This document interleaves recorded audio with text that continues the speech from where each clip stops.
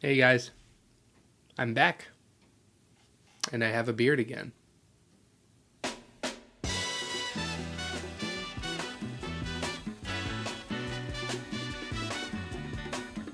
I'm still kind of figuring out what I want this channel to be. Not really sure yet, but I think I want to keep talking about movies. I like talking about movies, it's kind of my thing. It's also been a while since I've made a tier list video, and I figured, hey, why not do both? There's a YouTuber that I watch and admire, Phil's Productions, big fan. Not too long ago, he did a video where he went through Steven Spielberg's entire filmography and then ranked it at the end. And I thought, that seems pretty fun. I kind of want to do that. And then I remembered that most of my favorite filmmakers have a filmography that spans decades, featuring 40 plus films. And I work a 9 to 5. I can't do that. I can't keep up with that. Which is why I picked Edgar Wright. Because in addition to having a really short filmography, he genuinely is one of my favorite directors still working today. He's got a unique style, he knows how to work with licensed music, just like one of my other favorite directors, and he has so much variety within the short span of films that he's made. So let's start ranking them, starting with the worst. This town ain't big enough for the two of us. When I first started doing my research for this video, I didn't even know that Edgar Wright had made a movie before 2004, much less a Western. A lot of people don't know this, but his first movie technically was A Fistful of Fingers, a Western parody movie that was released in 1995, made on a very shoestring budget with a bunch of his buddies. I say this with all the love in my heart. This feels like the kind of film that you would watch a bunch of kids make in the backyard. And Edgar Wright himself has gone on record stating that this is exactly that. Like, this was all of his school friends pulling together to make a movie. The notion that your first outing as a director was a smash hit success goes a long way to establish your reputation as a kind of a legend. So Edgar Wright has said that he's never really corrected anyone when people say that Shaun of the Dead was his first film. And, after seeing this, I can kind of see why. But there's some nice things about this one. It is the worst, but it's not that bad. He's human just like the rest of us, and sometimes your first crack at something isn't perfect. Edgar Wright apparently funded this by writing a bunch of letters to random celebrities in the UK asking for money, and a few of them actually gave him some money. A few of them even showed up on set to actually be in the film. The animation intro at the beginning, sick as hell. Fucking love that shit. So good. But once you actually see it, the low budget is very apparent. It's real rough around the edges. Everything looks overexposed. The camera work leaves a lot to be desired. This is easily Edgar Wright's least impressive film visually, but even for this being Edgar Wright's very first attempt at making a real movie, a lot of that Edgar Wright charm still shines through. It's actually pretty similar to Hot Fuzz in a lot of ways. An outsider comes to a strange town, interacts with the weird locals, and cleans up the place, all while lovingly spoofing the genre that this kind of film would visually fall into. You can tell the budget increased in Edgar Wright's later films because this one actually has a horse. He actually got a horse for this one. Not all the jokes land, and the pacing suffers quite a bit, especially after the 30-minute mark. Even reviews from back around the time said the same, that the film overstays its welcome. Edgar Wright himself stated that he wishes he could have cut down the film, but there was nothing to cut out. He says that pretty much everything they shot from this made it into the final edit because that was all they had. Every aspect of the story was woven together, and they couldn't take anything out without something not making sense. So it stayed the way it was, and Edgar Wright has always kind of regretted it. Some stretches of the movie are funny and entertaining, but lots of parts of it drag on for way too long. All that being said, this is not bad for your first movie ever. Speaking from personal experience, Some of my first attempts at filmmaking are terrible, borderline unwatchable. So for this film to be as funny and clever as it is, getting frequent, genuine laughs out of me, it's kind of a miracle. Even at his earliest stage, Edgar Wright was not too far off from the filmmaker that he would eventually become. That being said though, this one's going in D tier. Let's think of the smell. You haven't thought of the smell, you bitch! Now this one takes me back. This came out in 2021. I was staying with my aunt and uncle in Baltimore at the time, working for HBO. And even with my schedule being as busy as it was, I managed to be lucky enough to find some free time to see this with a friend at one of my favorite theaters in Baltimore, the Senator. It's like this super old theater, so, you know, this whole loving nostalgia piece, seeing it at an old theater, it just felt right. It was really nice. One of my favorite, outings that I've ever had. At the time, I was very impressed and very entertained, but even then, leaving the theater, I kind of got the impression that this is Edgar Wright's worst film. Now, let me be clear, Last Night in Soho is not a bad movie, not by any stretch. It was one of my favorite movies to come out that year. It's colorful and spooky and has some brilliant camera work to boot. But when stacked up against the rest of his filmography, come on. It's just not as good as the others. It's not as impressive structurally as something like Hot Fuzz. Even though it does have some great visuals, it's not reaching the highest highs of Scott Pilgrim. And the character writing leaves a little to be desired. Last Night in Soho kind of meanders, which is fine because it doesn't need to have a lightning fast pace like Hot Fuzz does. But both of these films have a red herring in them. And the benefit that Hot Fuzz has is that its lightning fast pace just kind of pushes you through to all the fun stuff so that you don't have to think too much about the very obvious red herring. Whereas in Last Night in Soho, we spend so much time focusing on this red herring when we clearly know this is not the guy. Like, why are we spending so much time on this? I know this is not the guy. Pick it up a bit. So far, you can break down Edgar Wright's career into two categories. His goofy visual comedies and his grounded serious work. So far, only Last Night in Soho and Baby Driver, I would say, really qualify for his grounded serious work. And I believe that Edgar Wright is still finding his voice in regards to stuff like that. And I admire Edgar Wright for not retreating into familiar territory and doing more comedies when he, easily could. This film is actually trying to say something. It's a love letter to 1960s London, but it's also commenting on the blatant sexism that a lot of people experienced during that time, even though people look back on those times very fondly. The film glorifies this time period, but we get to see the bad side of all of that too. Taking the blatant sexism and fear that women experienced during that particular time period and using that as a setting for a horror film, I think is a really interesting idea and a really interesting way of getting people, talking and exploring these ideas. And I think Edgar Wright pulls that off pretty well. This is probably the closest thing we're going to get to a slasher movie from Edgar Wright. I also really like the film's message about the dangers of glorifying nostalgia and living in the past, teaching us the importance of appreciating our surroundings. I actually really like Ellie's arc of going from somebody who's kind of the typical I was born in the wrong generation, then actually experiences that time period she idolizes and realizing, oh, shit always kind of sucked. That's fucked up. And then growing to appreciate her surroundings and overcome all these obstacles in her life. I think that's a really interesting arc for a character to go through in a story like this. It has its problems for sure, and there's lapses of judgment and plot holes and all sorts of things. Again, it's kind of got similar problems to Hot Fuzz in regards to how the mystery of it all is handled, where Hot Fuzz does it a little better, but this kind of just leaves you with some questions in not a good way. It's a great watch, definitely has its problems with character writing and pacing and just overall lapses in judgment, which is why I'm putting it in C tier.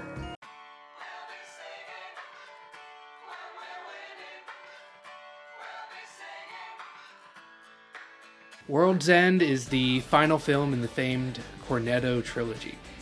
the third and, as of now, last collaboration between Edgar Wright, Simon Pegg, and Nick Frost. The perception I've gotten online about this film is that this is the black sheep of the trilogy, and after watching it, I can kind of see why. It has its fans for sure, but there's not nearly the same amount of universal love for this film as compared to Hot Fuzz and Shaun of the Dead. I think a big reason for that is this feels a little too similar to Shaun of the Dead at times. They are telling different stories, but they're very similar characters going through similar arcs played by the same actor, so I can see why. Gary King and Sean Riley have more than a few things in common besides just sharing an actor. They're both kind of pathetic, needy, immature, and both spend way too much time reminiscing about the past. I can see why having a similar character that goes through a similar arc would make for a less interesting watch. It makes it ripe for comparison to the similar yet much more well-received film. I mean, hey, that's why I have it this low on the list. In its defense, the entire Cornetto trilogy, and Scott Pilgrim to an extent, are just straight up love letters to immaturity. And I feel like World's End does a lot to kind of push that envelope of how immature can we have our main character be. Sean's story tells a tale about the dangers of complacency, staying in one place for too long, and just going through the motions. This is why the zombie setting works so well for this, but more on that later. Gary's story, on the other hand, tells a tale about regression, showing us the dangers of going so hard against the grain to revert back to that childhood state of irresponsibility that you single-handedly cause the collapse of all society and end the fucking world. For those of you who haven't seen this movie yet, I think that's a pretty killer elevator pitch, so if you haven't seen it, go watch it. World's End has a pretty large cast, kind of like Hot Fuzz does, but unlike Hot Fuzz, which, you know, sees us spending most of our time with these guys, World's End takes its time to give us a glimpse into the personalities of all the members of Gary King's friend group. These are also just really good actors too. They really lucked out with this cast. Like this guy, he plays the king on the Game of Dragons spin-off show of Game of Thrones, and he does such a good job in that show, and then here he is in this, just being a goofy little guy, hitting on a girl he likes and making googly eyes at her. Like, talk about range. The whole film is just really funny. It's got maybe my favorite joke in all of Edgar Wright's filmography, right here. What if he's one of them? Look, me and the Reverend had a highly sophisticated code when discussing the purchase of herbal narcotics. If he doesn't understand me, it means he's one of them, and I will simply walk away.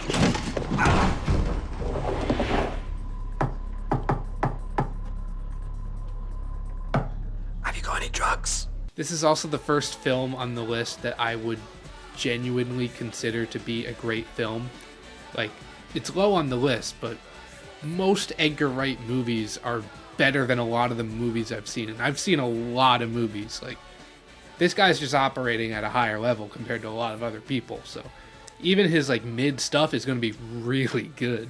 It's got some great commentary on free will and how we're all just kind of kids who can't wait to grow up until it's actually time to be an adult. I love this film, but I love the other films on this list just a bit more. So this one's going in B tier. Certified lover boy, certified pedophile. Why you trolling like a bitch? Ain't you tired? Trying to strike a chord, and it's probably A minor. Gosh, what a legacy this film has. One of the most iconic comedies of all time. Sick as hell fights. Certain people on the internet claim it ruined an entire generation of women. Bit of an overreaction if you ask me. It boosted the careers of some of the biggest stars we have today, and no matter what anybody says, it still has the reputation of being one of the coolest adaptations of all time. It's packed to the brim with so many extra little details, and these details are like what really draw the film together. You got the P-bar, you got all the video game sound effects. There's little moments. They actually used flash bulbs to accentuate the impact of the fist fights more. Like when somebody gets punched, bulb goes off, big flash of light. Like, that's a really cool and interesting idea. And the film's just chock full of stuff like that. And when Scott's fighting all those guys with the sword, when they die, their bodies leave like a little pile of coins in the outline of an actual body. Like, that's so cool. And like, look at the way he fights. Look at how he's fucking swinging that thing. Honestly, that's the biggest reason that this is above World's End. This movie has way sicker fights. Like, it's not even a contest. I love it. Scott Pilgrim is such a weird property to adapt, but I feel like Edgar Wright is maybe the only one who could have done it. His quick cuts and transitions and quick dialogue already lends itself perfectly to the pacing of flipping through pages of a comic book. Really makes me wish he could have done Ant-Man. The pacing of the film does feel a bit too fast at the beginning, with how many transitions we get in rapid succession, but as the film goes on, the film kind of finds its rhythm. I just wish we could have gotten more backstory with Scott. A lot of that stuff from the comic didn't make it in. One of my favorite things from the books that didn't make it in is the furthering of Scott's relationship with Wallace. There's a great moment in the comics where they just kind of awkwardly but respectfully part ways after being roommates for so long, when Wallace finally has enough money to like move out and have a better apartment. And it's this like really tender moment, and one of my favorite moments from like the whole series, of just like these two dudes that were, you know, not the best of friends, but very close to each other, learning to say goodbye. It's very awkward, but very sweet and touching. And I know something like that wasn't going to make it into this, because, you know, it's already, you're adapting so much, but moments like that, like, I really miss. I can't really fault Edgar Wright for not including that, because it honestly hadn't been written yet. Brian Lee O'Malley, author of the books, worked very closely with Edgar Wright throughout the process of making this movie. During production, he was finishing up the last 2 volumes of the Scott Pilgrim comic, and he told Edgar Wright what he envisioned for the end of the series. He even went on record saying that the process of making the movie actually influenced his ending on the series. Great stuff all around, but there is one thing I can fault Edgar Wright for. I'm not the biggest fan of the way he depicts what goes on between Scott and Knives. In the beginning, it starts out alright. You have like literally every character in the film calling out Scott for dating a minor and how weird that is. I wouldn't call it dating. It's more like playtime? That doesn't sound so good either. And we get to see Scott being just kind of a shitty person and be pretty pathetic. And you can see why Knives kind of falls for him at first, because, you know, this is her first relationship. She's never really seen a guy like this. And you feel bad for her when she does get dumped, because, you know, she was so attached to everything. As the film goes on and the tension between Scott and Ramona grows, Knives starts appearing in the film more and more, and kind of the film pushes the idea of like, hey, maybe he should get back with her, which is crazy because she's a minor. What's worse is that Edgar Wright is on record saying that during the production of the film, Scott and Knives being endgame, ending up together at the end, was always his intention. And that idea is baked into the movie. Like, you can see it in certain scenes that this was his original intention. He went on record saying that at the point of which Knives would come back into the film to get back with Scott, she would have updated character stats that say she turned 18. Which doesn't really make things better, because that still makes Scott a groomer. And to top it all off, here it is right here. This is the alternate cut in which Knives ends up with Scott. They filmed this. This was originally intended to be the ending of the film. And thank God it wasn't. Thank God test audiences hated this, because it led us to getting the better ending. Scott becomes a better person, Knives gets some much needed character development, and Ramona finally learns to stop running away from her problems. Everyone grows. And thankfully, Edgar Wright is on record 10 years later saying that he prefers the theatrical version, even going as far to say that Scott and Knives being together at the end is just wrong. The animated series that we got last year, Scott Pilgrim Takes Off, actually kind of takes a page out of the playbook here too, and goes in a very different direction with Knives' character, showcasing her to be more independent and moving on way quicker from Scott, making it very obvious to the audience that this is not a thing that should be happening between them. They really hammer home that having a relationship with a minor is wrong, and I appreciate that. So I'm happy we got the right ending.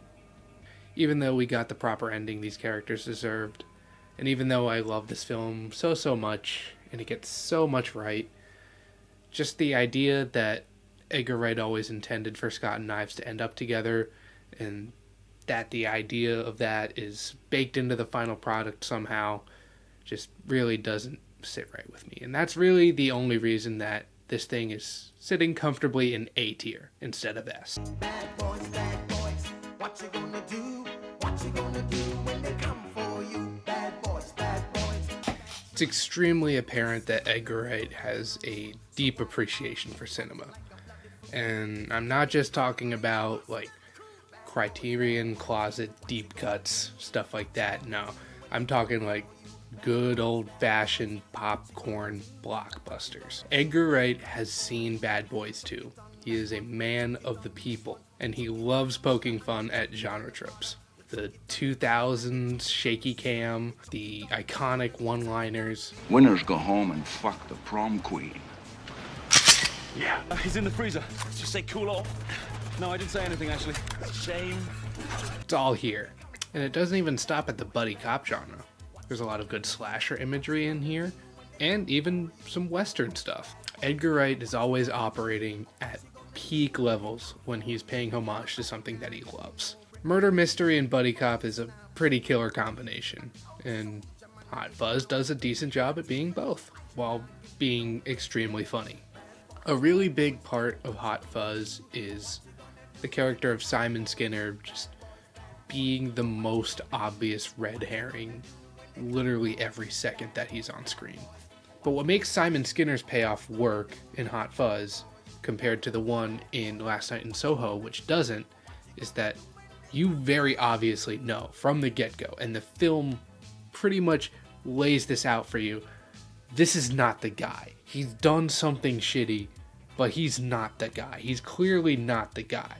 You are not the guy. You're not capable of being the guy. And the film provides other interesting things going on for you to get invested in. And when the big reveal comes, he's still a part of everything. He's just not the guy that's all behind it all. So it's a satisfying payoff that makes sense while still subverting your expectations and giving you something to be surprised by. The policeman character in Last Night in Soho just acts creepy for no reason. The only area where Hot Fuzz falters for me a little is in its ability to be a homage to classic action movies. It doesn't fully commit to it. The action doesn't really feel as impressive as it could be. The choreography is a little awkward at times. And the film goes out of its way to make sure the village residents don't get roughed up too much, which is a nice detail alluding to how good of a police officer Nick Angel is. But for me, personally, I just find it could have been more satisfying. We could have gotten to see more brutal shootouts while keeping everyone alive. Still a legendary film, and overall, I think it's better paced than Scott Pilgrim, which is why it goes just a spot higher in A tier.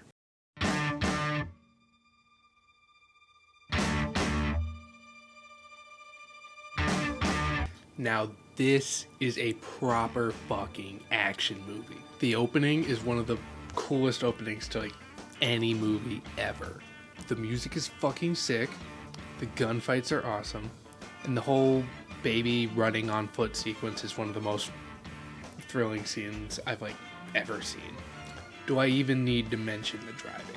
Everything from the color palette to the performances in this movie sing. The two biggest complaints I see levied against this film are that the plot holes / conveniences take people out of the movie, and that Deborah is underwritten. In regard to the plot holes, every movie has plot holes and plot conveniences. Some of the greatest movies of all time have them. What matters is if you're truly invested in what's going on enough to not pay them any mind. I am completely invested in everything that's going on in Baby Driver at every moment. I am locked in. So the plot holes / plot conveniences don't really bother me. Now, Deborah being underwritten, yeah, she is. I ain't even gonna try to defend that.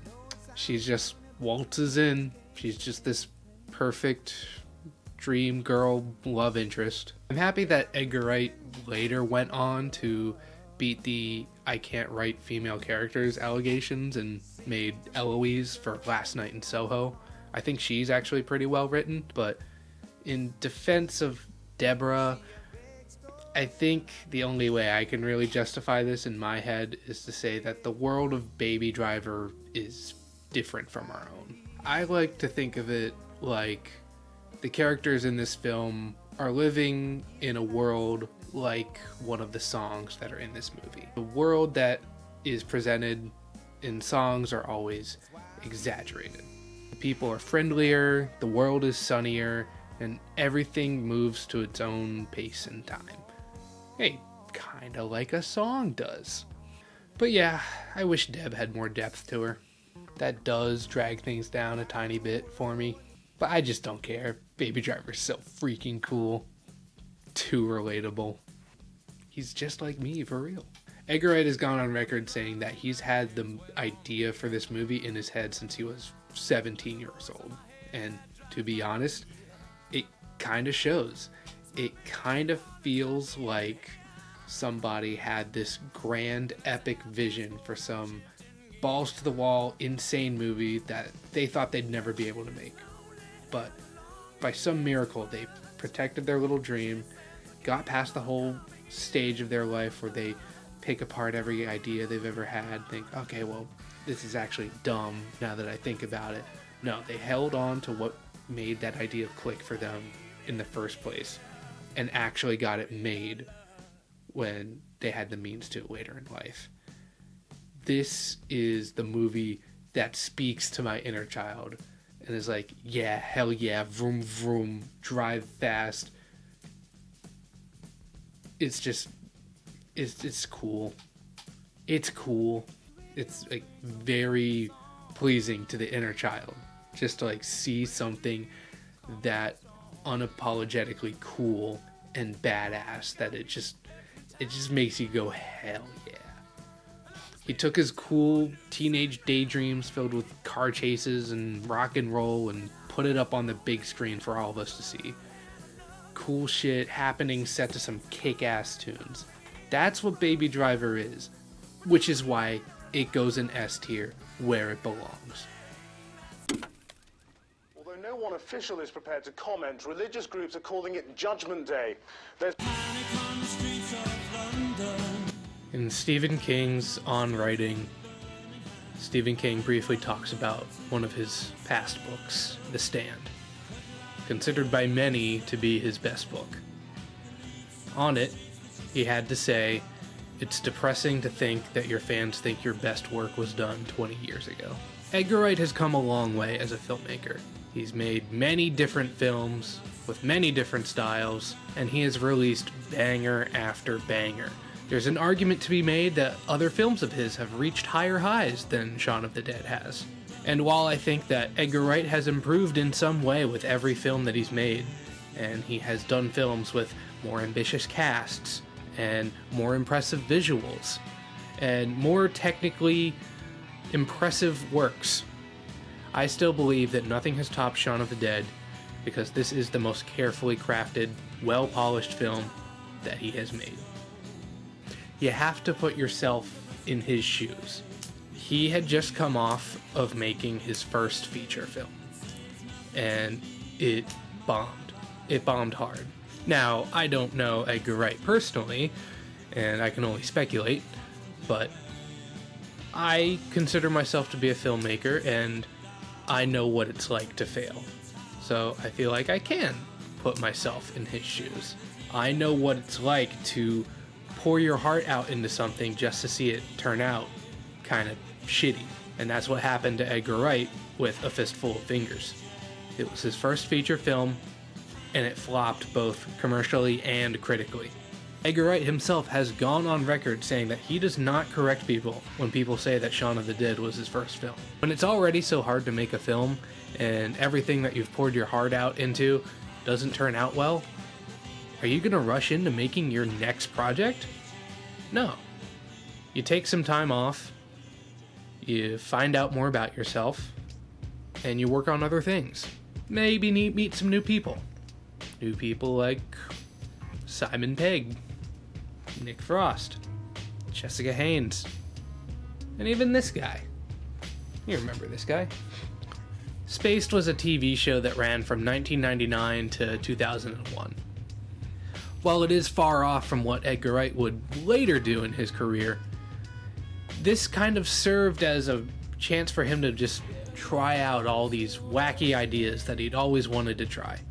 Not every joke lands for me in Spaced, but I admire Edgar Wright for trying something new. The show is pretty ambitious and really creative and has a lot of sight gags, which I appreciate for a sitcom, because most sitcoms don't really try when it comes to the camera work.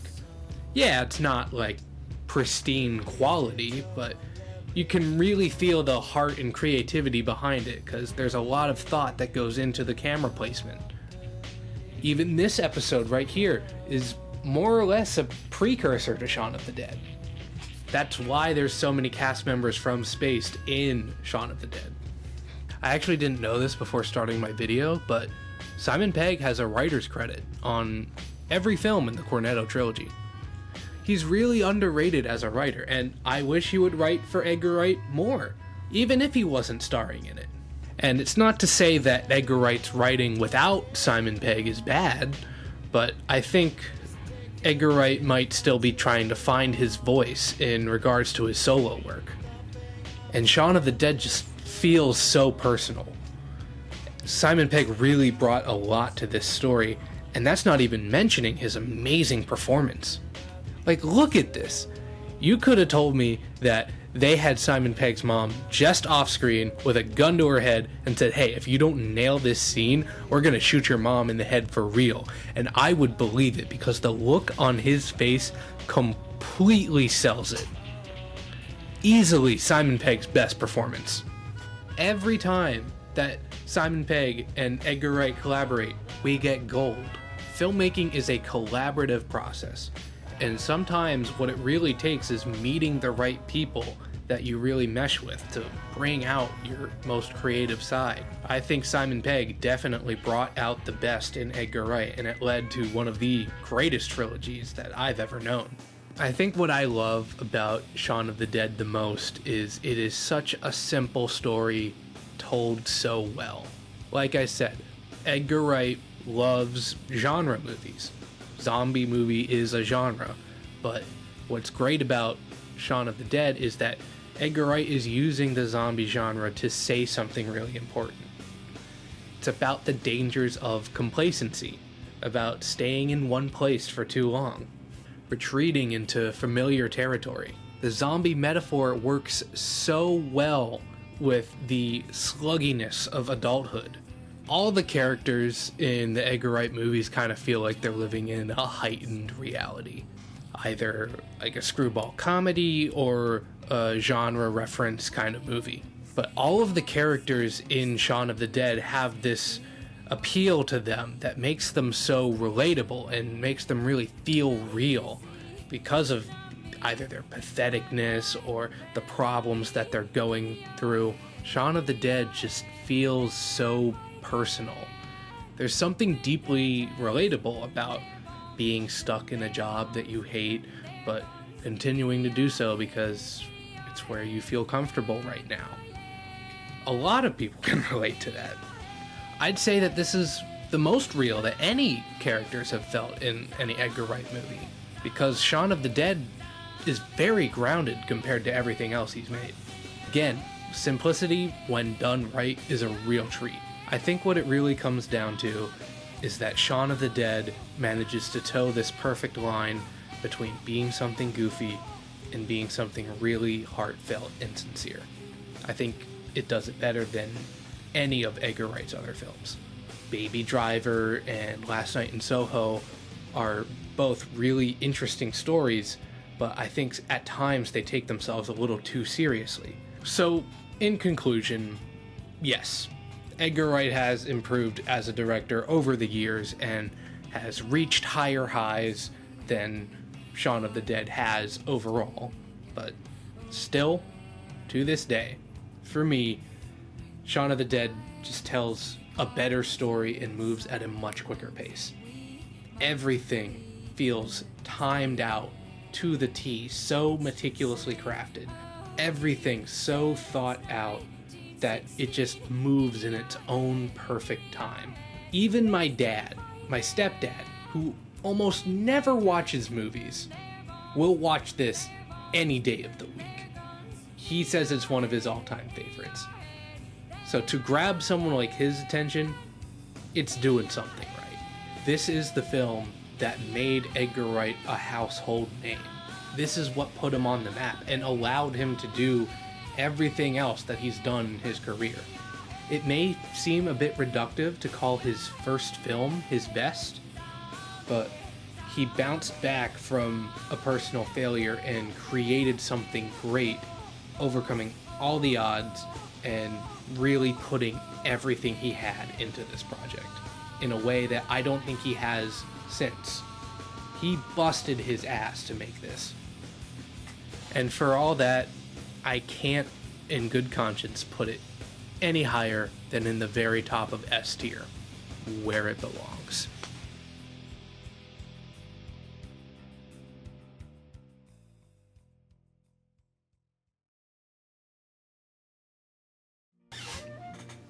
Hey everyone.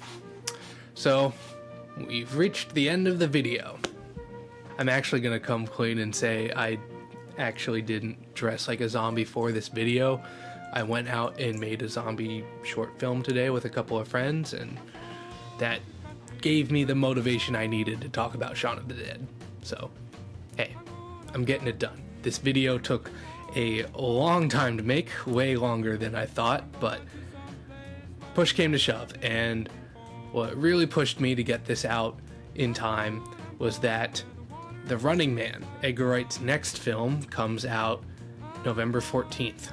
So I definitely wanted to get it out before then. It's got Glenn Powell in it, the capybara that wished to be a human, so that's a major plus.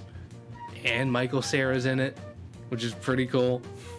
So when that eventually comes out, I'll release a follow-up video basically updating where it fits into the tier list. But here's the tier list, where it stands. Everything in its right place. I'm not sure when the next video will come out or what my facial hair situation will be by then, but I can give you a hint as to what I'm working on. It has something to do with this guy.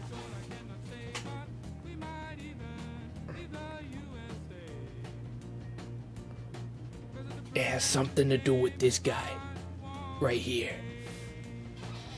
It's a pretty big project and it might take a while, but it'll be a good video and a nice long one too. So till next time, I'll see you guys then. Bye.